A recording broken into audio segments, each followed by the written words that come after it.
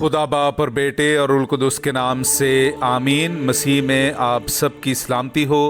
बहार colony coat Lakhpat Lahore से मैं एंड्रू इसाक आपके हुजूर रोज़मर्रा की तलावतें लेकर हाजिर होता हूँ।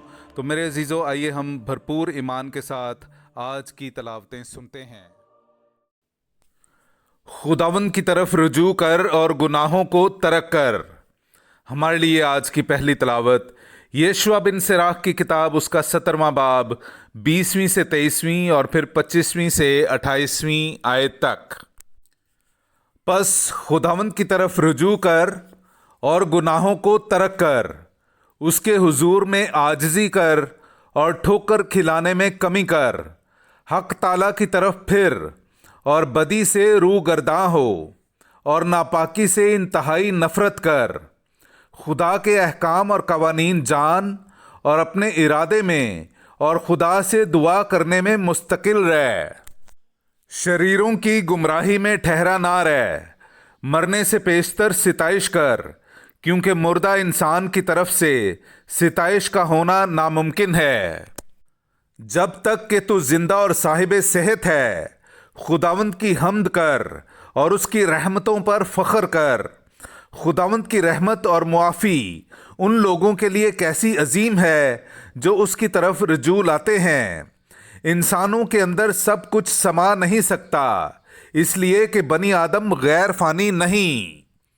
पाक कलाम का पढ़ा और सुना जाना हम सब के लिए बाइस बरकत हो। खुदा का शुक्र हो। ए सादिको, खुदावंद में खुश हो और शादमानी करो। मेरे अज़ीज़ों, आइए हम खुदावंद अपने खुदा की हम्दो तारीफ़ करें।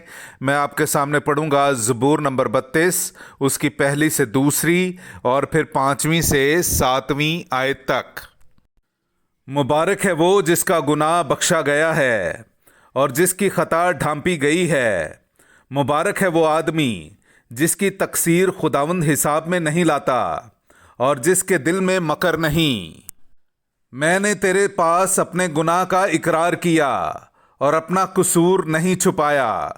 मैंने कहा कि मैं खुदावंद के आगे अपने गुनाह का एतराफ़ करता हूँ और तूने मेरी खता की बदी बख्श दी।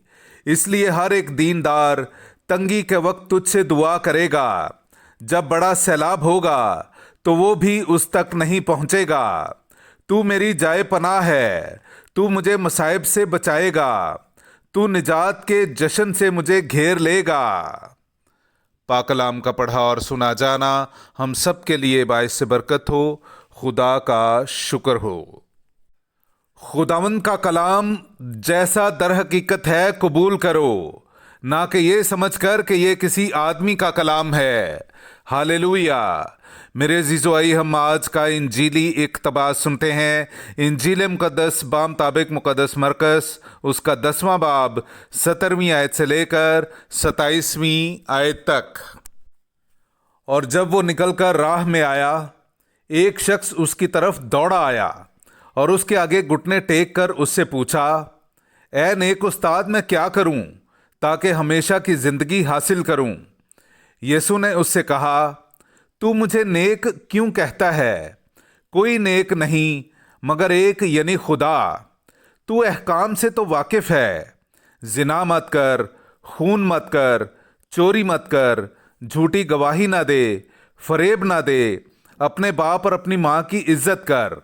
और उसने उससे कहा, ए उस्ताद, इन सब पर मैं अपने लड़कपन ही से अमल करता आया हूँ। तब यीशु ने उस पर निगाह करके उसे अजीज जाना और उससे कहा, एक बात की तुझ में कमी है। जा और अपना सब कुछ बेच डाल और गरीबों को अता कर, तो तुझे आसमान पर खजाना मिलेगा, और आकर मेरे पीछे हो ले।